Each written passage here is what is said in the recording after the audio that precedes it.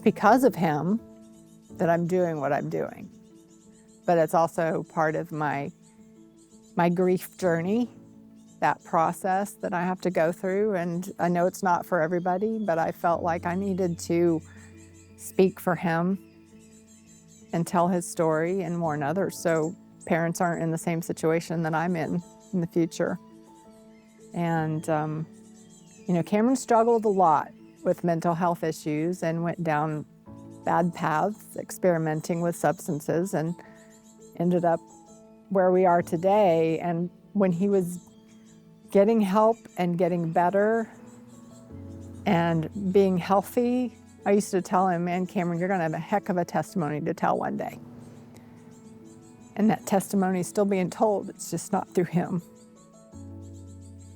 Which is gut-wrenching, because he should be here to tell his story.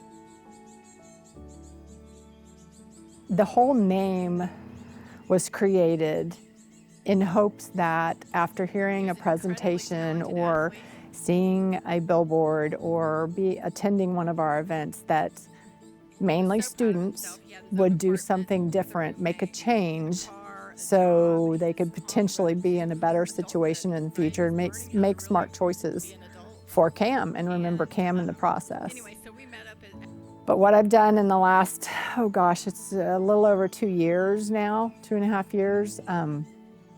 A Change for Cam has done hundreds of presentations, probably talked to over 6,000 students, high school and middle school age, over 1,000 parents who have attended presentations, and community-wide events, panel events where I've had experts come and give their view on the fentanyl crisis, whether it's a DEA agent, local law enforcement, mental health experts, to just help raise that awareness. Had really good results out of just some community-wide organizations and some clubs. There's a Young Men's Service League who has had, it's high school boys, freshmen through senior year, that it's a community service organization where mothers and sons have community projects they do together, and they meet and they have speakers on topics. I've done presentations for multiple chapters of that organization and have had really good feedback. And these boys are so attentive and so respectful when I'm doing these presentations, and afterwards just hearing their feedback is what keeps me doing what I'm doing. Because these high schoolers care enough to send feedback about what they learned and how sorry they are, and that they're going to make smarter choices going forward. And that's what feeds me to be able to keep going and feel like I'm making a difference, or A Change for Cam is. It's not just me. I get regular feedback on when I'm telling the Cam story, the day that he died, and the process that we went through that day and afterwards. And there's also a part of my presentation where my older son, Hayden, Cameron's older brother, did an impact video for me, so I could show at these presentations, mainly to high schoolers, how it's affected him. Because sometimes the siblings get lost in that process. And we've had a lot of feedback of how impactful his video has been to these students, because it's so relatable. They see this could be my brother, this could be my sister, this could be me, and my siblings left behind, and that's how they're feeling. And so the personal aspect of it being so relatable to where they can be put in their shoes is what's been a very effective part of the presentation.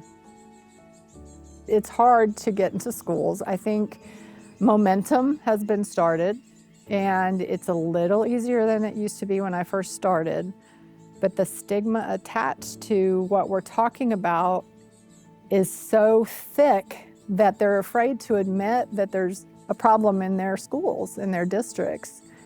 And they might say, yeah, we don't have a problem here, but that doesn't mean fentanyl isn't in their own backyard, because it is. And it's just a matter of time. And I don't understand the mentality of being reactive versus proactive.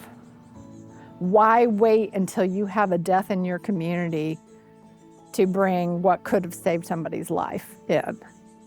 And that's what, not just me, but so many other organizations are out there trying to do, because we as grieving parents feel that desperation of how easily it could be their families. No parent should be sitting there saying, not my child, ever. Because fentanyl doesn't care, it doesn't discriminate. It's gonna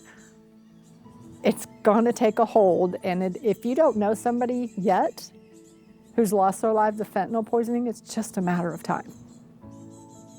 And that's scary, and that's where that desperation comes, to be able to get the word out there and to try to get into schools and organizations. And teachers now are a lot of them, some of them I'm finding are under the premise of it's better to beg for forgiveness than ask for permission, and they're inviting us into maybe their own personal classrooms or a side club where we could get in a little bit, a foot into the door.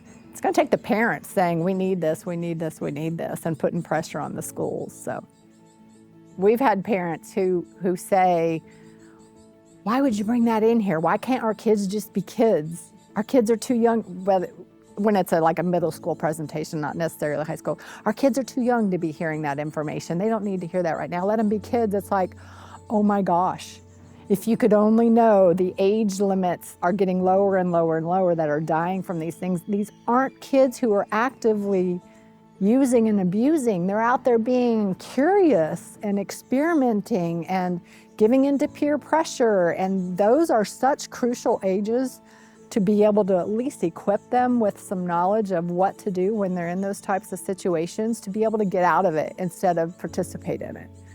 And parents just think their innocence is being taken away. Well, I'd rather my child's innocence be taken away than their life.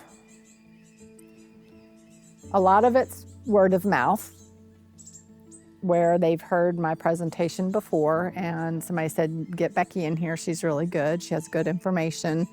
And I go and represent a Change for Cam in hopes that one person leaves there with knowledge that they're going to make a difference going forward, and maybe even save a friend's life if they're going to be able to be faced with somebody that's struggling or going down a bad path. I equip them with hopefully the knowledge to be bold and stand up and say something versus just sitting and protecting that friendship, so to speak.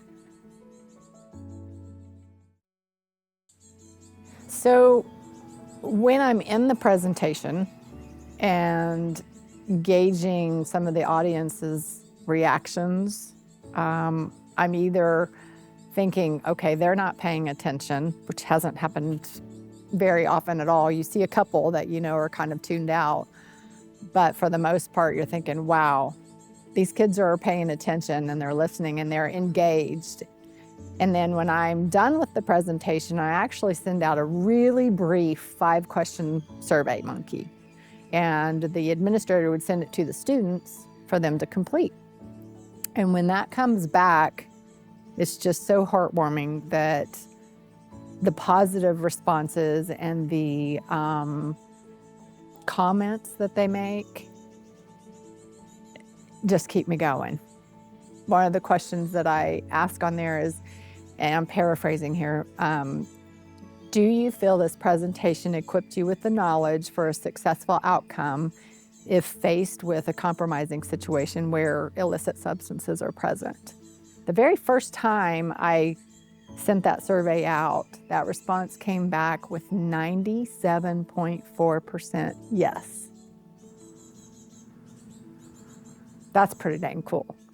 I may never know how many lives the Change for Cam has saved, because you're not going to know who made that different decision because of that little voice in the back of their head that said, remember that presentation, you don't know what's in that substance. We'll never know that, but to hear that response from a survey of, yeah, I think I'll make a different decision if I'm in that situation at that crazy positive rate, that's what keeps me going.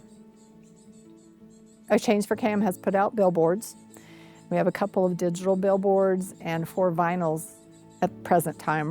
We have 4 more that we're going to be putting out there soon. But I asked for an impression report from the billboard company, and that's based upon where the billboard's located, the traffic that goes by there. And so from the end of May to the end of October, those billboards have almost 43 million impressions or views, meaning 43 million people have more than likely seen those billboards. I've given testimony at our state capitol for certain causes. One was the Public Health Committee, and another one was the Education Committee. So, and even at a county level, the Commissioner's Court gave testimony there on fentanyl issues, and anything to get the word out there and to show that this needs to be a public-wide, community-wide effort.